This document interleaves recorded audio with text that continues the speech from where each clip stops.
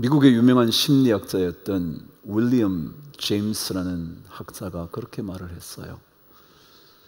이 시대의 가장 위대한 발견은 물리학이나 과학의 발견이 아니라 사람이 생각을 바꾸면 그 인생 전체를 바꿀 수 있다는 사실이다 그랬어요. 위대한 발견이 뭐냐 하면 과학적인 새로운 발견, 물리학의 새로운 이론이 아니라 사람이 생각 하나를 바꾸면 인생 전체를 바꿀 수 있다는 이 사실, 이게 위대한 발견이라 그랬어요. 정말 중요하거든요. 생각이요. 생각 하나로 무언가가 달라지기도 하고 무언가가 변화되기도 하고 새로운 인생의 출발을 할 수도 있거든요. 그런데 사실 생각하기 쉽지 않죠. 왜요? 세상살이가 힘들어서요. 그래서 그러잖아요. 아이, 생각하기도 싫어. 생각하기도 힘들어. 왜요? 이 세상살이가 생각할 수 있는 여유를 주지 못할 때가 참 많거든요. 그래서 생각을 안 하고 싶은 거예요. 하기 싫다는 거예요. 이 고난이 이렇게 지긋지긋한데 뭔 생각을 또 하냐는 거예요. 그냥 되는 대로 살지. 그러나 여러분, 생각하셔야 해요. 그럴수록 더 깊이 생각해 봐야 돼요. 그래서 오늘 사도 바울은 오늘 말씀 처음 시작을 생각하건대, 그런 것 아닐까 싶어요. 생각하건대. 여기에 생각하다라는 단어는 사실은 여긴다라는 단어입니다. 그래서 많은 영어 성경은 think라는 단어로 번역하지 않고 consider, 뭔가를 고려한다, 간주한다, 여긴다, 그렇게 번역을 했습니다. 이 말은 무슨 말이냐 하면 이러한 것이 지금은 이렇게 보일지 모르지만 그렇지 않다고 여길 수 있는 것, 혹은 지금은 그렇지만 그렇지 않다고, 지금은 그렇지 않지만 그럴 수 있다고 라고 생각하고 받아들이는 것을 가리켜 오늘 말씀 생각한다, 그렇게 번역했습니다. 그런데 사도 바울은 이 단어를 쓸 때 중요한 두 가지 사실을 알려줄 때 이 단어를 사용했다 합니다. 그 첫 번째가 이렇습니다. 그는 이 단어를 사용할 때마다 어떤 일을 만날 때 그것이 언제나 예수 그리스도와 연결됨으로 말미암아 믿음의 판단을 내리는 것, 그걸 생각한다라는 단어로 썼대요. 다시 한번요. 어떤 일이 일어날 때마다 그 일이 예수 그리스도와 연결되어서 믿음의 판단을 내리게 될 때 생각한다, 여긴다라고 사용했다는 것입니다. 지난 주일 제가 유진 피어슨이라는 목사님의 그 길을 걸어라 라는 책의 내용을 인용해 드렸습니다. 그게 제가 이렇게 말했죠. 믿음이라는 것은 보이는 것을 보이지 않는 것과 결합시키는 일이라고 말씀을 드렸습니다. 마찬가지로 오늘 여긴다, 생각한다, 이 단어는 어떤 의미냐 하면 어떤 일들이 일어났을 때 그것을 예수 그리스도와 연결시켜서 믿음의 판단을 내리게 될 때 그것을 생각한다라는 것입니다. 우리는 기분 내키는 대로 생각합니다. 기분 나쁘면 진실이든 사실이든 내가 바꿔야 할 것이든 관계없이 내 마음대로 생각합니다. 그렇지 않나요? 하나만 일그러지고 나면 모든 것 다 지워버립니다. 생각하기 싫은 거죠. 감정대로, 환경의 영향을 받아 자기 마음대로 자의적으로 생각하는 경향이 있지 않나요? 그런데 성경은 우리에게 그럴 때 그 사건을 예수 그리스도와 연결되어서 그분의 생각에 따라 내 믿음을 가지고 판단하게 되는 것, 그것을 생각한다라는 거예요. 그렇습니다. 신앙인들은 자기 마음대로, 자기 기분대로, 자기의 성향대로 판단하거나 생각하는 것이 아니라 그 일을 통하여 예수 그리스도의 생각이 무엇인지 그것을 바라보며 믿음으로 다시 한번 재해석해 보는 것, 그게 믿음의 사람이라는 거예요. 두 번째, 사도 바울은 이 단어를 사용할 때 이럴 때 썼다는 겁니다. 믿음이 우리에게 어떤 것을 가져오는가를 생각하면서 이렇게 생각했다는 거예요. 하나님께서 진짜로 계시기 때문에, 하나님이 실제 하시기 때문에 분명히 무언가를 이루실 것이라고 생각하고 받아들이는 것을 가리켜 생각한다 그랬다는 거예요. 또다시 반복해 드릴까요? 하나님께서 계시기 때문에, 여러분과 제 삶 안에 하나님이 실제로 존재하시기 때문에 그 일을 통하여 하나님이 반드시 뭔가 이루실 것이 있다고 생각하고 그것을 그대로 받아들인다 라는 거예요. 그래서 고난이 와도 받아들인다는 거예요. 왜냐고요? 고난 속에서 하나님이 뭔가 이루실 것이 있다는 사실을 깨닫고 그대로 받아들이니까 고난을 받을 준비가 되어 있는 거죠. 히브리서 11장 그곳에는 믿음의 이야기들이 해석되어져 있습니다.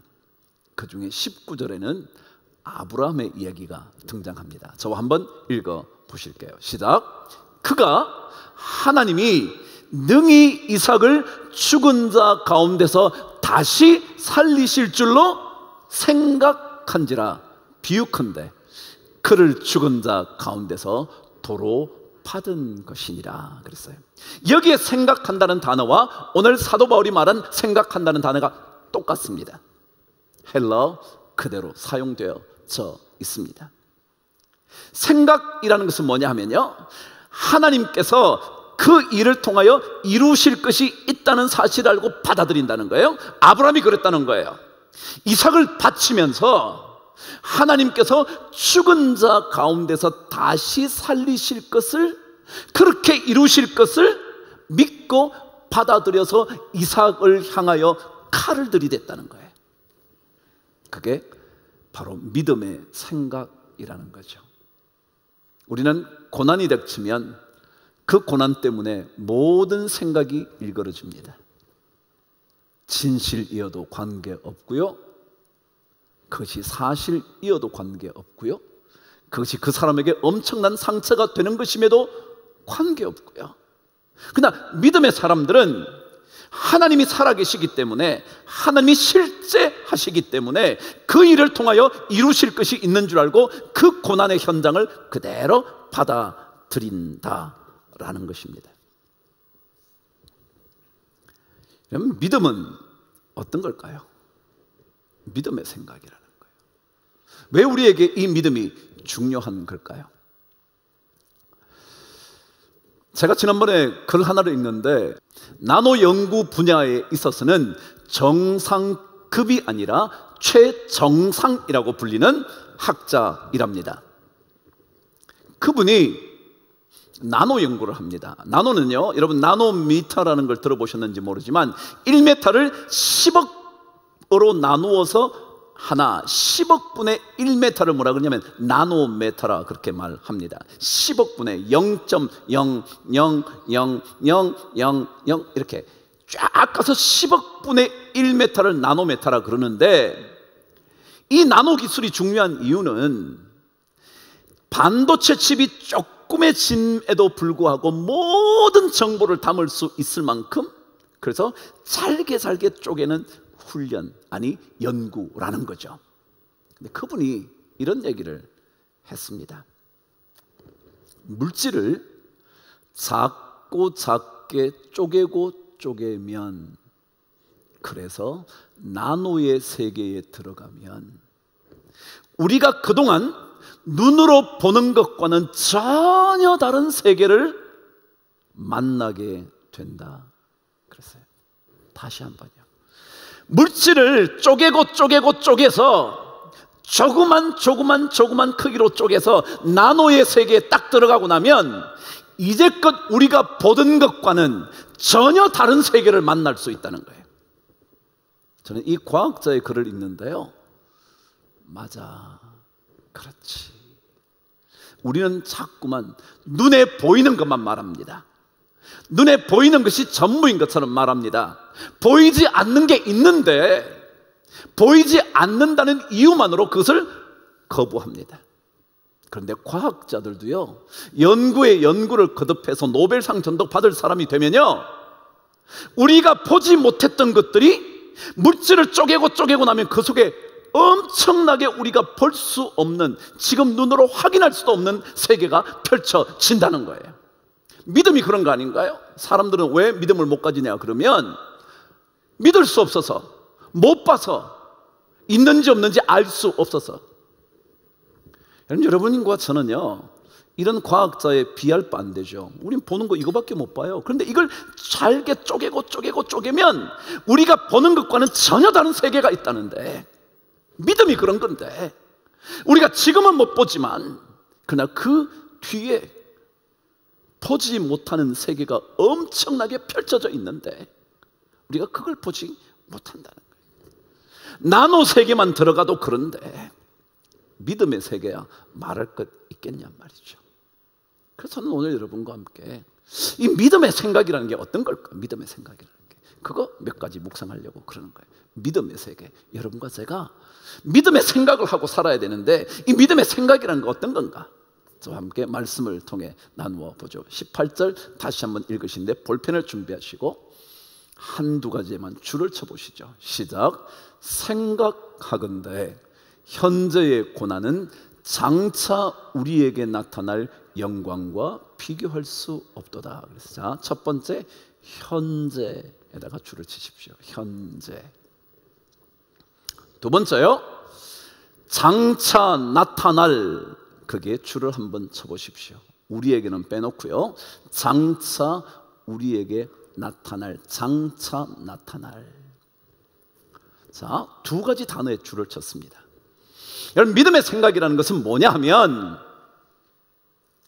눈에 보이는 현재만 있다고 생각하지 않는 것, 그 믿음의 생각이에요. 세상은요, 지금이 가장 중요하다고 말합니다. 맞아요. 현재가 중요하죠. 그래서 전부 다 까르페 디엠 그럽니다. 지금 이 순간을 붙잡아야 된다는 거예요. 지금 이 순간. 현재가 너무 중요해서. 그런데요, 믿음의 사람들은, 믿음의 생각을 하는 사람들은 이 현재만 있다고 생각하지 않아요. 이 현재만, 보이는 이 현재만, 나타난 이 현재만, 실제 하고 있는 이 현재만 전부이라고 생각하지 않아요. 뭐라고요? 장차 나타날 미래도 있다. 이걸 알아야 돼. 예를 들어 내 눈앞에 지금 고난이 나타났어요. 현재를 보면 고난이지만 그러나 장차 나타날 미래는 다른 모습이라는 것을 우리는 생각하는 거예요. 그게 믿음이에요. 지금은 너무도 고통스러워서 생각하고 싶지도 않지만, 아예 모든 것을 접어버리고 싶지만 현재만 보지 않기 때문에 현재와 장차 우리에게 나타날 미래가 있다는 것, 그걸 우리는 보게 된다는 거죠. 그래서 현재를 강조한다 할지라도 우리는 미래를 생각하면서 현재를 중시하는 것이지 현재만 가지고 그러지 않는다는 거예요. 그래서 현재의 실패를 가지고 끝이라고 아무도 생각하지 않는다는 거예요. 믿음의 사람들은, 믿음의 생각을 하는 사람들은 현재의 고난이 전부인 것처럼 낙심하거나 절망하지 않는다는 거예요. 우리에게는 장차 우리에게 나타날 게 있어서. 근데 우리는 자꾸만 지금 것만 보고 절망을 하는 겁니다. 지금 것만 보고 자식들에게 자꾸 뭐라고 그러는 겁니다. 지금 것만 보고 쉽게 교만해지는 겁니다. 지가 다 잘난 줄 알고. 아니요. 신앙생활은 믿음의 생각을 가진 사람들의 삶은 눈에 나타난 현재만이 아니라 장차 우리에게 나타나게 될 미래가 분명히 있다. 그것을 생각하며 산다는 거예요. 그래서 현재의 고난을 만나도요, 당당하게 받아들일 수 있어요. 왜냐하면 현재가 전부가 아니거든요. 현재의 고난이 전부가 아니거든요. 그래서 받을 수 있는 거예요. 그래서 믿음의 사람들이 왜 두려움이 없고 담대하고 용기의 사람이 되느냐 하면, 현재의 고난만 본다면 죽을 지경이죠. 뭐 진짜 생각하기조차 싫은 거예요. 뭐 그런데 그렇지 않다는 거예요. 우리는 그것만 보지 않거든요. 현재의 고난에만 파묻히지 않거든요. 현재의 고난 뒤에 찾아오게 될 그 무언가를 생각하는 거예요. 아브라함의 얘기요, 잘 알고 계시지만 여러분, 아브라함의 얘기를 읽으면 독특한 얘기가 계속 반복이 됩니다. 그게 뭐냐면 하나님께서 계속 아브라함에게 약속만 준다는 겁니다. 약속. 보세요. 아브라함의 이야기가 시작되는 장이 창세기 12장입니다. 그 12장부터 쭉 읽어가시면 계속 하나님은 아브라함에게 약속만 줍니다. 예를 들어, 너는 본토 친척 아비집을 떠나 내가 너에게 지시할 땅으로 가라. 그 땅을 내가 너에게 줄 거다. 그런 거예요. 줄 거다. 이미 다 마련해 놓은 게 아니요. 그 땅이 벌써 이미 아브라함께 돼 있는 게 아니라고요. 약속만 주는 겁니다. 그리고 또 뭐라 그러냐면, 내 자손이 하늘의 별과 같이 바닷가의 모래같이 번성하겠다 그랬어요. 그런데 아들 하나 안 주는 겁니다. 약속만 계속하는 겁니다. 그게 아브라함의 인생입니다. 그런데 여러분, 이 하나님의 약속은 절대로 이루어지지 않는 법이 없습니다. 하나님의 약속은 반드시 이루어집니다. 내 씨가 번성하겠다 말했지만 한 아들도 안 주셨지만 어느 날 드디어 100세가 된 그때에 아들을 주시는 겁니다. 주시는 겁니다. 그런데 아브라함의 얘기는 독특하다 그랬잖아요. 실컷 주시고 난 다음에 뭐 하래요? 그 이삭을, 내 독자를, 내 아들을, 하나밖에 없는 아들을 내게 바치라는 겁니다. 어떻게 그럴 수 있어요, 여러분? 닥쳐온 현재의 고난이죠. 주실 때는 언제고, 내가 그러지 않았냐고, 내 이스마엘 종의 몸에서 태어난 그 아들이나 잘 살게 해달라고 내가 말씀드리지 않았냐고. 그런데 왜 이러시냐고. 그렇게 말하지 않아요. 그는 하나님께서 어떻게 하실는지 거기에 대하여 믿음의 생각을 하기 시작을 하는 겁니다. 그것을 바로 히브리서 11장 19절에 기록한 거예요. 다시 여러분과 한번 읽어볼 텐데 잘 한번 읽어보세요. 시작. 그가 하나님이 능히 이삭을 죽은 자 가운데서 다시 살리실 줄로 생각한지라. 비유컨대 그를 죽은 자 가운데서 도로 받은 것이니라 그랬어요. 여러분, 사실은 아브라함이 이삭을 얻은 것 그 자체가 벌써 죽은 데서 살아난 거거든요. 한번 생각해 보세요. 아브라함도 100세였죠. 사라의 몸에도 생산할 가능성이 전혀 없었죠. 죽은 몸이나 다름없는데 거기에서 생명이 온 거예요. 이런 것처럼 이삭을 죽인다 할지라도 하나님은 반드시 되돌려 살려주실 거다. 그게 아브라함의 믿음이었다고 히브리서 기자는 기록하는 거예요. 믿음이 뭐냐 하면 현재만 보면 그 아들에게 칼을 댈 수 없어요. 어떻게 칼을 대요? 100세 때 겨우 얻은 아들인데, 이 약속의 아들을 통하여 내 자손이 번성케 된다 그랬는데 어떻게 그 아들을 죽이려고 칼을 들고 찌르려고 하겠어요? 제물로 바치려고 하겠냐고요. 그런데 아브라함 속에는 뭐예요? 능히 이삭을 죽은 자 가운데서도 다시 살리실 줄로 믿는 믿음의 생각이 있었다는 거예요.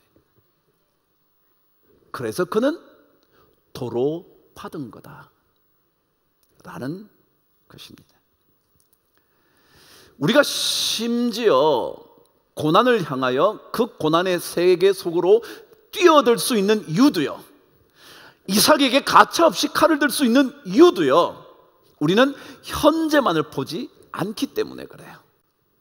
현재의 고난만 쳐다보지 않기 때문에 우리는 그 믿음의 세계로 들어가서 이삭을 향하여 제물로 드리겠다고 칼을 들 수 있는 거죠. 그래서 믿음의 사람만 담대하게 모든 고난을 맞닥뜨릴 수 있어요. 받아들일 수 있어요.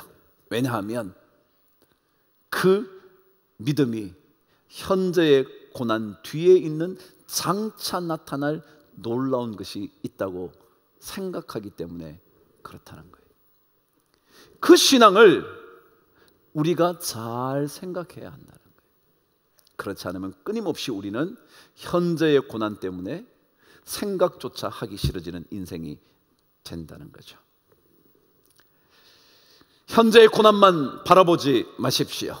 고난 속에도 하나님이 이루실 그 무엇이 있습니다. 그래서 그걸 받아들이는 것이 생각한다라는 단어였죠. 두 번째, 믿음의 생각이라는 것은 무엇일까? 저와 함께 또다시 18절을 읽습니다. 시작. 생각하건대 현재의 고난은 장차 우리에게 나타날 영광과 비교할 수 없도다. 뭔 얘기 같으세요? 여러분, 믿음의 생각은요, 우리의 지금의 현재보다 훨씬 더 나은 미래가 있다, 그 믿는 거예요. 우리의 현재보다 미래가 훨씬 더 복되다, 이걸 확신하는 거예요. 이걸 확신하지 못하면 우리는 믿음의 생각대로 사는 인생이 아니라는 거예요. 오늘 성경 말해요. 현재의 고난과 장차 우리에게 나타날 영광은 아예 비교 대상이 안 된다. 비교할 수 없다. 비교할 만한 가치도 없다 라고 말하는 겁니다. 그래서 사도 바울은 그와 함께 영광을 얻기 위하여 고난도 함께 받아야 할 것이로다, 그런 거예요. 받는 거예요. 고난이요? 현재의 고난이요? 받는 거예요. 받으면 되지. 받으면 되지. 또다시 여러분에게 말씀드려요. 주님께서 물 위로 걸어오라 그러시면 뭐요? 걸어가지 뭐. 빠지면 건져 주시겠지 뭐. 안 건져 주시면 시작, 먼저 가지 뭐. 근데 이게요, 그냥 그런 경험이가 아니라, 경험 때문이 아니라 우리 주님께서 말씀하세요. 사도 바울의 입을 통하여 성령의 감동으로 생각해보라고, 나는 그렇게 생각한다고, 나는 그렇게 여긴다고. 하나님이 살아계시기 때문에, 하나님이 실제하시기 때문에 그것을 통하여 이루실 그 무엇인가가 있음을 알고 나는 그대로 받아들이겠다고, 고난 받아들이겠다고. 그 고난을 통하여 이루실 것이 있어서, 그게 뭔데요? 장차 우리에게 나타날 비교할 수 없는 영광.